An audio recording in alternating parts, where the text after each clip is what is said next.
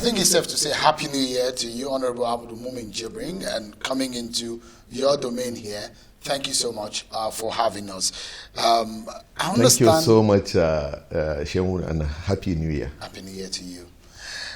I understand that you are the Director General of the Asiwaju Bola Tinubu Support Group's Management Council. What does that mean, anyways?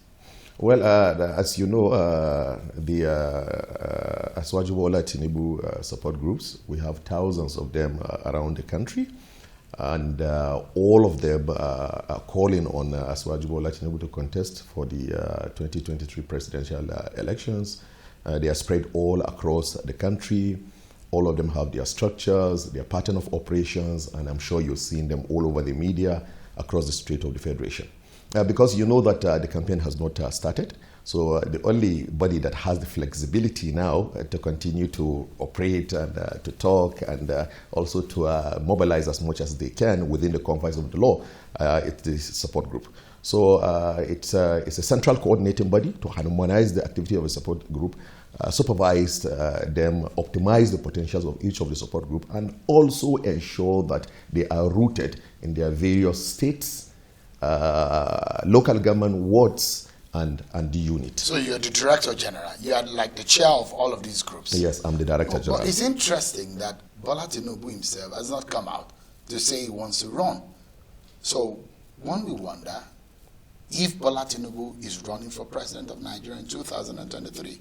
Is he running? Yes, he's running. He has told you so? Absolutely. You have his authority to tell us that he's running for office? Absolutely, he's running for office. For the presidency in 2013, take it to the bank. He is running. Bola Tinubu had told you absolutely, we've discussed with him extensively. So much is going on behind the scene, and sometimes I even find it a bit funny when I see people saying, is he contesting or is he not contesting, and the rest. The only thing that is left is just the formality of organizing an event where he's going to express his aspiration, just to notify the public that yes, I am going to contest. But the issue of Bola Tinubu contesting, it's a done deal. He is going to contest the election. I can assure you that, inshallah, he's going to be on the ballot paper. You seem to be very confident. Absolutely. Because one would wonder, the power rotation issue is being a major matter, not only in the APC, but outside of the APC. The PDP is also looking at that matter. Other political parties are looking into that matter. How do you hope that the North is convinced that the rotation should go to the South? And if it's in the South, does the Southwest deserve it this time around, considering the agitation for the Southeast? Well, as far as APC as a party is concerned, if we want to be fair to ourselves, we know that the presidency should shift to the southern part of the country, and that's my own opinion. At every stage of our democracy and general election where a party decides to zone, you still find people from other parts of the country contesting. But again, what has history taught us? That there's that consensus, loose consensus, even though it's not in our laws, in our constitution and the rest, that people believe in zoning. And I can assure you that within the APC, of course, I respect people's opinion. That's why we are different. So people can hold their opinion of saying presidency should come to the North. Whoever wants to contest is free to contest. The Constitution gives him the right. But anybody who wants to be fair and who wants to be a good party person understands that the presidency should go to the southern part of the country. And for me, I believe... southern part, when you say absolutely, southern part of the country... I'm coming to that. Because, the Southeast will say they rightfully, deserve to have the presidency this time around, considering that the Southwest had an 8 years from 1999 to 2007. Yes, but again, you also have to look at the aspect of input, the aspect of what you bring to the table with due respect to the Southeastern. I don't have anything against anybody who want to contest, so long as it's going to the southern part of the country. Yes, for the Southeasterners are free to contest. The Southerners, even though they've had their fair share, they are free to contest because they can say that actually happened in another party, not in the APC. But for me, I'm telling you, once it goes to the southern, of course, from southern part of the country, my own choice, and I have a lot of reasons why I believe that it should not even be negotiable. It should go to the Southwest. And when it goes to the Southwest, I have told you straight ahead, he should go to Aswaju. We'll come to why you think it should go to Asiwaju Tinubu. Because a lot of people also are putting not only the ethnic or the rotation issue, they're also thinking about religion, because Nigeria is a multi-religious setting. And people will think Muhammadu Buhari from the northern region of the country, from the APC, then the Bola Tinubu that you're supporting is a Muslim from the southwest. Perhaps a thinking that a Christian from the south should have the opportunity. Are you thinking in that line? Because that's how politicians think. First of all, let me tell you, I completely agree and understand that our country is very sensitive when it comes to politics. The issue of ethnic consideration, the issue of religious consideration is very, very important. Nobody can sweep that under the carpet. But talking personally and weighing the mood of the country, I can assure you that if you give people a choice of someone who will come and improve on what we already have on ground and revamp the economy and increase every aspect and every part of the country. People just want to see progress. People just want to see development. For me, it doesn't matter. If you bring a Christian president, or you bring a Muslim president, for me personally, it doesn't matter. And I've met a lot of so you don't think that a Muslim ticket might not fly, even within the party, within my peers and rest, we've had this conversation. But again, you have to respect the fact that the aspect of religion, the aspect of ethnicity, still plays important role in our polity. But I believe that when it comes to the candidate that I'm supporting, Asiwaju Bola Tinubu, you know that he's a very experienced politician. You know that he's detribalized. You know that he's not a religious fanatic. You know that he is somebody who is a full Nigerian, who is going to carry everybody along. And I'm very, very sure that when we get to the bridge, he is going to make the right decision. When he becomes the candidate, when he wants to take a running mate, he's going to make the right decision. But again, understand this thing. I think at this point in our country, who is talking about, let me tell you give you an example of the National Assembly where I was for several years. When David Mark was contesting to become a Senate president 10 years ago, he picked Ekweremadu. There was a lot of noise all over the country. Christian. There was a lot of issues. They said he's going to lose the election. Went to the floor. He won the election. What does that tell you? Then secondly, he has gone down in history. When Lawal has not finished his term, David Mark has gone down in history to have the most stable and the most productive Senate in the history of this country. When he was doing that, who remember that David Mark was a Christian or Ekweremadu was a Christian? Let me tell you something very interesting. Do you know that now the Speaker of the House of Representatives is a Muslim? The Deputy Speaker is a Muslim. I led the campaign. When we were campaigning, they said we are not going to win. I said to them, no, when Nigerians see quality, they take quality over ethnicity and religion, except you do not present quality to Nigerians. Nigerians will take quality over religion. There's a possibility of a Muslim. They said to us, are you saying there's a possibility of a Muslim ticket this time around? No, that will be the decision of the candidate. And of course, I've said to you that he's a very experienced politician. He's detribalized. He's not a religious fanatic. And so when it comes to that time, I'm sure that he is going to make the right decision. But now look at the progress that's been made in the House of Representatives. Even you, when I mentioned to you now, I see the countenance in your face that you are surprised that, so the Speaker and the Deputy Speaker, they are all Muslims. When we were running the campaign, they warned us. Severally, they said to us, look, because of this Muslim ticket, you will lose. We went and presented quality. We went to the floor, we won. And now, look at it, they're passing bills, motions, everything, and the rest. So I don't think it's such an issue that we should be bringing constantly on the table. So because in your party, the APC, there are names that have been thrown up. Yeah. The VP, Oshibajo, his name has been thrown up. Yes. The likes of Rotimi Amechi, the Minister of Transport, his name has been thrown up. Yes. The likes of the Minister for Niger Delta Affairs, Goswe Akpabio, his name has come up. Yes. The Governor of Ekiti, his name has come up. these are perhaps younger potentials for that ticket compared to the man, your principal, that you're supporting. I mean, you think at this point in time, Nigerians are not looking in the direction of younger people to contest for the office of the president. Good leadership is not a function of age. So when I was much more younger, I used to think about that. But over the years, I've come to realize that you can be 70 years old and be a good leader. Of course, President Muhammad Buhari, he's over 70.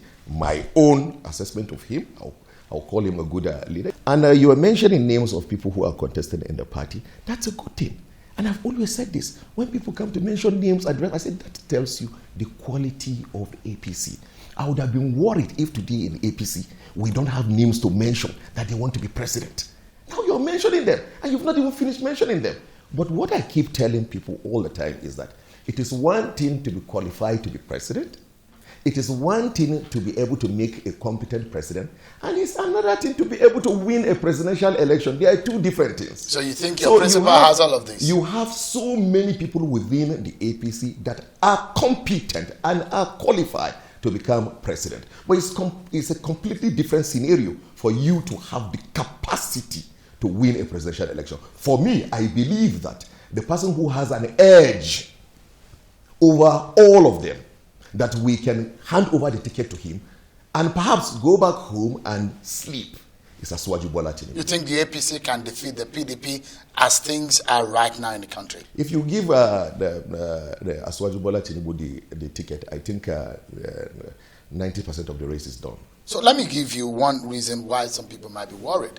Recently, Tinubu's health has become a matter of public discussion, and considering the experiences of Nigerians with leaders in the past with the issue of health, many believe this might affect his chances. Who doesn't fall sick? You don't fall sick? Who doesn't? But this is politics. Who doesn't? No, I'm asking you because you have taught this us, is politics. You have taught us severally that even in politics, there's reality, there's real life. Who doesn't fall sick? Even me, myself, I was ill at some point during the year for 1 month. I am sure, of course, in the past, I have called you. Sometimes you say you've taken a break, that you are ill. You know why it is not a subject of public discourse? It's because you are not Bola Asiwaju. Because you are not the factor. Because you are not the main person. You are not the front runner. Today in this country, Bola Asiwaju is the front runner in the presidential election. Not only in the APC primaries. In the APC primaries, he is gap meters ahead of all other contenders. And that's why you see there's so much attack on him, so much pressure on him. When you go back, when you go over to the national general election combined with all parties, he's still the front runner. So this issues. Let me complete that. Let me complete that aspect. Should we have not had the experiences of past leaders or leaders in the country who've had health issues? A health issue in itself is a natural thing. It's not a crime to have health challenges. Everybody has their own health challenges, so they are health issues. But considering the number one state of the country, in the country, and the experiences Nigerians have had, it's becoming a matter of discussion, and people are worried and concerned. You are talking about a person who probably was perpetually ill. But that's not Asiwaju. Asiwaju fell ill, announced to the world that I was sick, came back, and said I'm healthy. And since after that, he has continued his life normal. Look, I think we should focus on the capacity of this man. We should focus on his pedigree. He's done these things. He has the experience. He has the motivation. He has the knowledge. He has the understanding of the economy. He has the understanding of the politics of this country, which is very important. He also knows the people, which is key. We need a president that knows the people. He has all these ingredients. And to add an icing on the cake, he's done it before. We've seen him lay a solid foundation, and that foundation has continued to grow over a period of 20 years.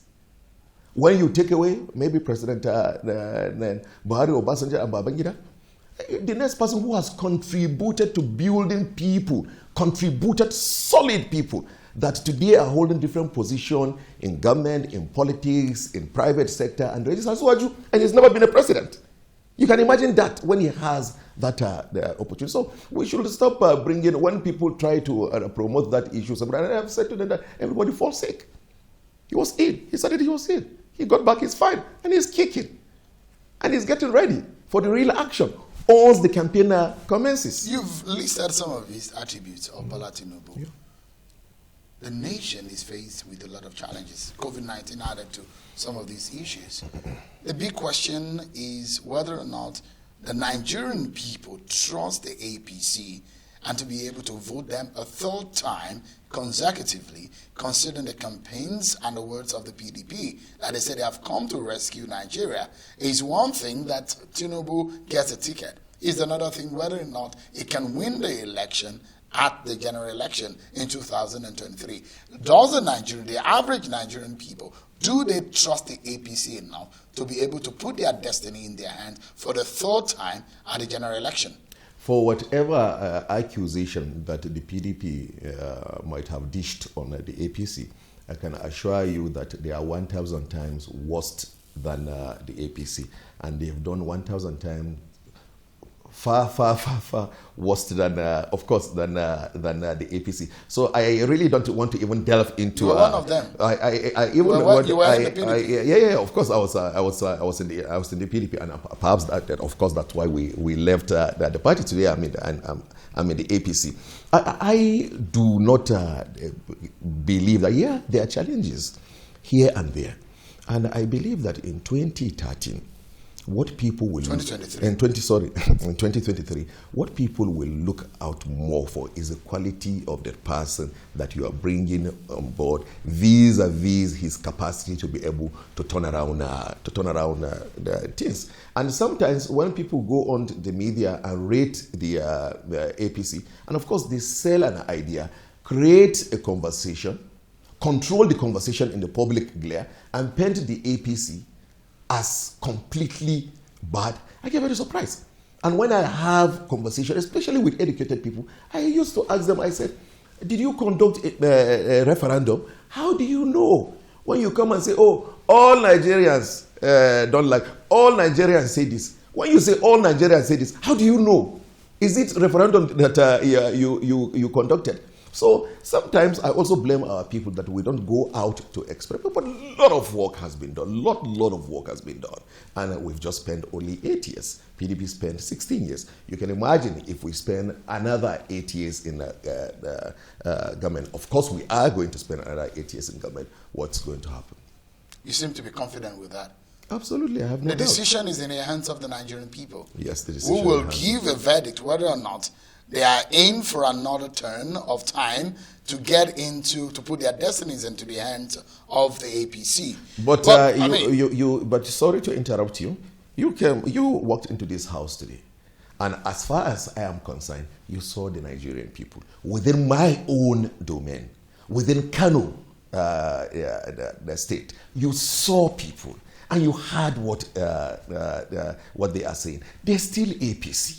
And you've heard them, what they're saying about Aswaju. When you go, these are partisan supporters of yours. Let me tell you something some of your I'm entitled to my opinion. The point I'm making is that the APC had performed on the promises made to Nigerians.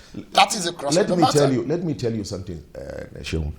Go around the streets and hear all over Kano and northern Nigeria. Everybody's Aswaju that is doing. Everybody is Aswaju. I'm surprised when people sit down and they're talking about this thing. Everybody is doing Aswaju. It's Aswaju everywhere you go. We drove with you. You saw them everywhere, front and back. It's Aswaju. Look, I would be surprised if in an unlikely event to say that Aswaju did not get that. But I have taught severally. I've done all the mathematics, all the knowledge that I've had in politics. I've applied it to things. I don't see how Aswaju is going to lose an APC presidential primaries. I don't see how he's going to lose it. I don't see. Against Anoshibajo?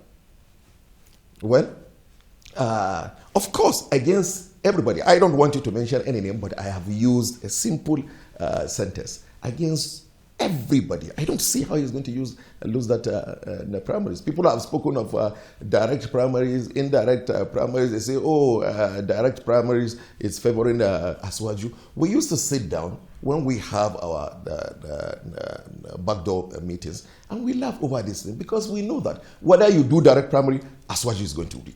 If you do indirect primaries, he is going to win. If you do a combination of direct and indirect primaries, he is going to win. Whatever kind of primaries that you put forward, Aswaju will win. Let me take you to the politics of the APC. Yes. Although you've not answered the question whether or not the Nigerian people will give the verdict to your party in 2023. I did answer.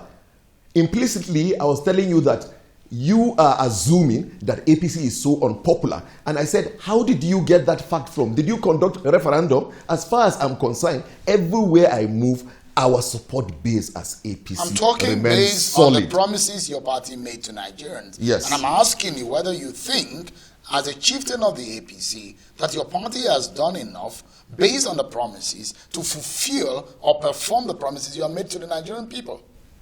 So what are the promises? Security. Now, can't you see what is happening? Sheung, please, let's be honest and let's be realistic. You know that, and we've said this severally, and I don't want to even repeat it again because it's becoming monotonous, talking about the numbers of local governments that flags were mounted.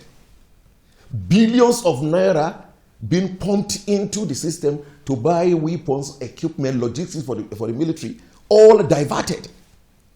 Now you are having a system, we're going through a period where the government is arming the armed forces, procuring weapons, training and retraining, it's going on. And also do not forget that we inherited a system that has already been institutionalized. And so we are no longer dealing with only the battle, the insurgents in the battlefield. We are also dealing with other issues that people do not see. The bandits are rampage. No, listen. We are also dealing with people who are benefiting from this process. Those who are dealing with illegal weapons that has become a business and a livelihood for them. Those who are also selling legal weapons that have filed inventories in Europe and America and want to come and sell it to African countries. That's the reason why we have the insecurity. No, I am telling you, the point that I'm trying to make to you is that what we have, the situation that we have now is that when you hit at one point, you now discover that other loopholes open up. And you don't really. That's the reality. As you are going, you identify 4 loopholes, and these are the keys. Well, your party promised you were going to deal with it. When Nigerians are taking you on it, that you said, you promised Nigerians that you have what it takes to wear with them. You have a general that will fix the problem, and that's what Nigerians are You are now taking me on it. But for the Nigerians that you are talking about, I have never seen you in the middle of 5,000 or 10,000 people. You saw 10,000, almost 10,000 people in this house. They are the Nigerians. But you, when you sit on the television, you tell me Nigerians are saying. I have never seen you. I've always seen you alone on camera talking. But you've seen me in the midst of about 10,000 people in this house. And so I'm in a better position to tell you what Nigerians are saying. I'm talking to you in Kano today. Yes, talk to me. I will be in Ekiti. I will be in Bayelsa. I'll be everywhere. I am constitutionally empowered as a citizen of this country, as a journalist, to be able to take on people in government and report back to the Nigerian people. How many people can you interview? I mean, we reach out to millions of people. The question I'm saying, the point I'm making is that in your own mind, do you think that the APC has delivered on its promises? Not in my own mind, because of course I have basis to think about that. I have data to think about that and the rest. And now I'm giving you a practical analysis that today in this house we have over 10,000 people coming in and going out, and you've seen them. And I'm telling you what their thoughts are. And you are also telling me what you go around, maybe in a year, interview 50 people, and you come up with your random sampling. If we go to any university in the world and we ask them which one has more validity, they will take mine. There are power blocks in the APC. Yes. There are those who view the fact that whoever the President Muhammadu Buhari support, either by matter of body language or by tacit support or by outright opening up on his support, will probably have the day. And there are also those who believe that the governors have a very huge power block, and whatever they decide, sometimes, I mean, it's shown, experience have shown in the past few weeks and months that the governors in the APC are very powerful, and wherever they turn, there's likelihood to be where the party turn to. So where out of these power blocks does the Bola Tinubu belong? Let me tell you this thing, quite very interesting. I've said this to a lot of people, that by the time the president leaves office, he will be shocked to realize the quantum of people that were dropping his names everywhere. People drop President Buhari's name like no man business. You will hear somebody will just come and say, the president doesn't like Mr. A, the president doesn't like Mr. B. It's not true. President Buhari is a Democrat. He's always been a fair person. He's always been somebody who wants processes to be followed, who wants the right thing to be done. So I don't want people to bring that issue, saying that body language of President Buhari and the rest. And secondly, that also linked me to this very interesting issue. You notice the pattern. Anything that the government does, that the government takes an opposite direction, they will say, the president is against Aswaju. Anything, whether it's a party, whether it's the government, whether it's President Buhari, any decision, just like the electoral bill, when the president declined, I said, they say, no, the president, it's a fight against Aswaju. It's not a fight against Aswaju. But Aswaju, has he spoken to the president? I don't want to lose track with your questions. Yeah, no, I agree. I'll stay on it. I just want but to the question is that, has Aswaju spoken to the president on his ambition? I don't know. Do you think that the president will support him? I don't know. Do you think that he can have a headway should the president decide not to support him? You see, if you look at President Buhari, the way he plays his politics, he's not somebody that, look, I see President Buhari playing a very neutral position. He has no reason to say, okay, I want to do this, I want to do that, and he's not that sort of a person. So the point I'm trying to make is that many people go around dropping his name. But I'm pretty sure that President Buhari will encourage a level playing ground to ensure that there's free and fair primaries, devoid of any illegality or whatsoever. Then, of course, you talk about the governors forum. The governors forum, make no mistake about it, very powerful, very, very powerful. But the joker is simple. The governors cannot go into that election united because of their own also interests, which is true, which is fact, which is politics. The thinking, we know, we have friends that are governors, we talk to them all the time, we discuss with them, but even within the governors, I am telling you, I don't talk trash. Most of the governors are with Aswaju. Really? I'm telling you this. You are a journalist, go and research it. I know your governor, Governor Ganduje. I know he's a very good friend of Aswaju. He's in support of Aswaju too. Oh, really? I'm asking. You are informing me. So I'm asking if he's in support of Aswaju. I don't know. You don't know where he stands? I don't know. So you tell me. So you are the one who said you're speaking with governors and you know where I'm entitled to tell you what I want to tell you. Don't I have the right against you? You want to take away my constitutional right? Yeah, but the question You've just given me one. Name the second one. You can see, even you've started naming them. No, you're from Kano. Yes, that's your constituency. And I'm asking whether or not your governor, if you mention governors, is your governor in with Aswaju? I don't know. Do you think you will support him? I don't know. You sound very confident about the chances of Bola Tinubu in getting the ticket of the APC. What happens if he doesn't get it? Well, all over the world, people will normally, of course, accept the outcome of results. And of course, you know that he's a Democrat.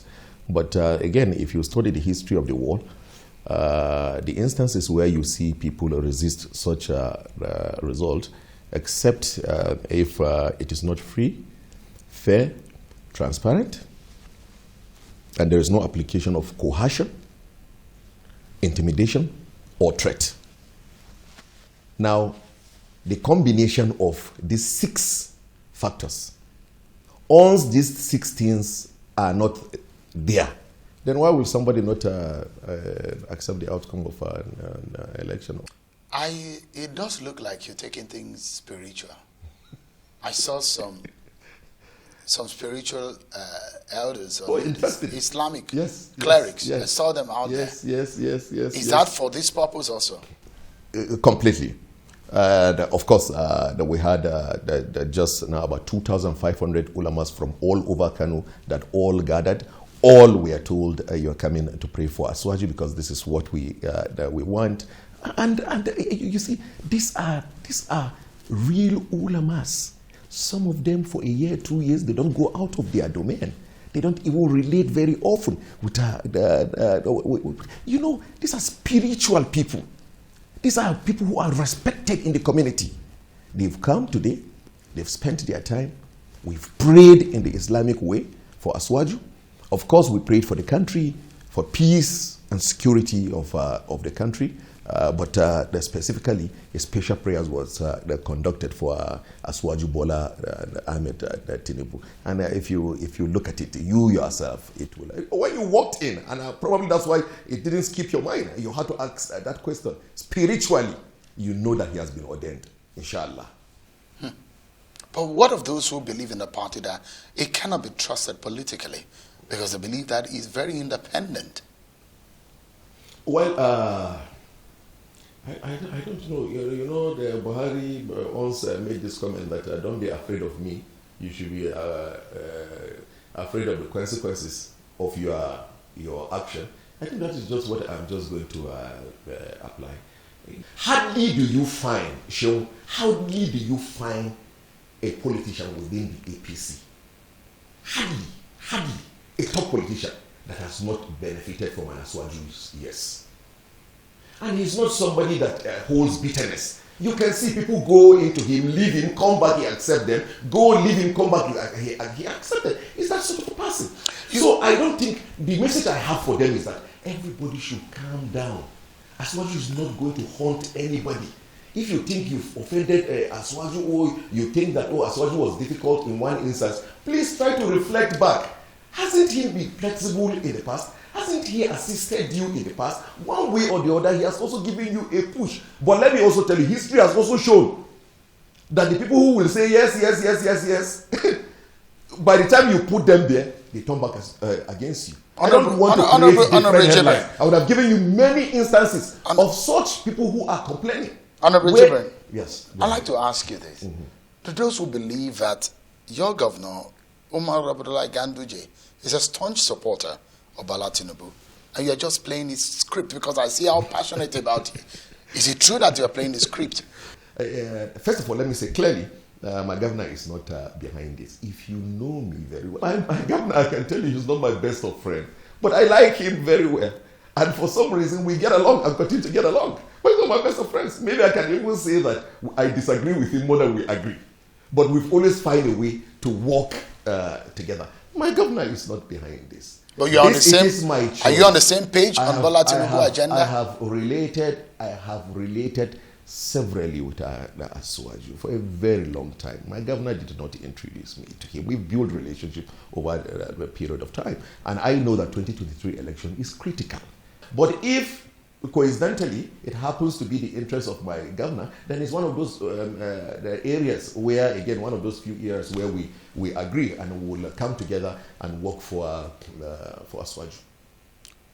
Is it true you want to be governor of Kano State? I think if I say I don't want to be governor of Kano, that should be news.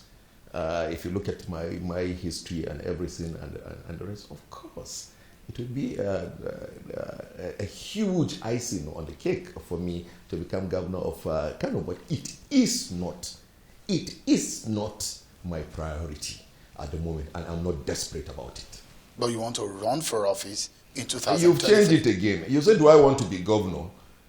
Well, you said it's not your priority. You say, do I want to be I'm asking because you said it's not your priority. And I say, Allah, and I said, yes, I want to be governor, but it is not my priority, and I'm not desperate about it. What is my priority at the moment is Aswaju Bola Ahmed Tinubu, presidential. You will love to be governor in 2023. You've come again from another window. You've asked this. True or false? I mean, you've asked this question because you have not answered directly. I have given you an answer, and a straightforward answer. You said, "Do I want to be governor?" I said, "Yes, I want to be governor." Why would I not want to be governor? In 2023. I would love. Is it in 2023? It would be such a huge honor to be governor of Kano. But I said it is not my priority at the moment, and I'm not desperate about it. What is my priority at the moment is to work for Bola Tinubu and get him to the president. Do you have the blessing of Governor Ganduje? And inshallah, he is going to be there. Do you have the blessing of Governor Ganduje in your ambition of wanting to be governor? When I said to you, it's not my priority. So why will I start looking for endorsement up and down? I've already said to you, it is not my priority. All right. Still in the politics of Kano State, I'm also understanding that there might be the possibility of former Governor Rabi Musa Kwankunso reconciling with Governor Ganduje. Have you heard about that? Oh, of course. Is he coming back to the APC? I cannot say if he is coming back to the APC, but what I can say very clearly, and I can say you can take it to the bank, the March to 2023, Kwankwaso and Ganduje will work together. Alongside Senator Shekarau? Well, I don't know about that, but personally, let me just add that personally, I would love that Shekarau is also included. We've had a lot of political crisis in Kano. All the governors did pretty well. Ambitious project. You can see the infrastructure in Kano and the rest. But what we need is long-term sustainable development. A kind of a foundation that Lagos established, Lagos planted in such a way that it will be difficult. Even if you have an opposition party in Lagos, all they will do is to fall into the long-term blueprint and continue what you have in Europe and America and the rest. These are the kind of things that are. And political instability in Kano has actually affected that. I give the governors a lot of pass mark for them to have been able to even achieve everything they have within. So you can imagine that if there is no political tension in Kano, what they will be able to achieve. I used to tell people that, oh, why don't you share power? Because that's what politics is. It's all about. So I would love to see, for Ganduje and Kwankwaso, I know they're going to work together in 2023. But for Shekarau, I want him. His disposition also is friendly. The governor's disposition is friendly. Kwankwaso's disposition is friendly. All the actors, Barau Jibrin, for instance, I've never seen him as an enemy of the governor. One of the finest, we've worked together in the inner cycle and the rest for several years. And sometimes we used to even tease him that the way you go around the governor and everything. But you see, political misunderstanding here and there. But one guarantee I will give you is that the governor is resolute to bring everybody on board. If you see anybody at the end of all these processes and efforts that the governor is making, everybody, the Kwankwaso, the Shekarau, anybody who fails to come on board, or you do not see on board, then probably he's actually not ready to give peace a chance. But for the governor, he wants to give peace a chance. Let's conclude this conversation. And let me ask you, there are those who are thinking about an alternative to what we have on the ground. We've seen the PDP, we've seen the APC, those who believe that the two political parties have not really lived up to the expectations of Nigerians, and they're looking for a thought for an alternative to these political parties. In 2023, do you envisage a shift in the political atmosphere in Nigeria? Yes, it's very possible. Very, very possible for you to have another coalition, even though the timing, I'm a bit shivery about the timing. I would have said the timing is not enough, but I think there's a possibility. And what is going to push for that is the issue that I just raised, internal democracies in parties. So long as the parties do not embrace internal democracy, then you are going to have a rebellion. And that rebellion is going to lead to formation of other coalition. Now, in an event that you do not have that, then you will have a situation of internal rebellion. Then you have a situation of people being in a party and working against the party. And the only panacea to that is for the parties to embrace internal democracy and ensure that primary election especially is free, fair, transparent, and without intimidation, coercion, or harassment. Is your party in trouble in terms of leadership issue? The party is not in trouble. Is it in the right shape? The party has challenges like every other political parties in the world. So I get very surprised when people say, oh, these are normal things that will happen, and something will give way, and things will take shape. Honorable Abdul Mumin Jibrin, popularly called Kofor around here. Thank you so much. That's the name of my town, my village. Absolutely. Thank you so much for talking through. Thank you so much. Thank you so much, Shehu. Thank you. It's so nice to have you around. Thank you so much. I appreciate it.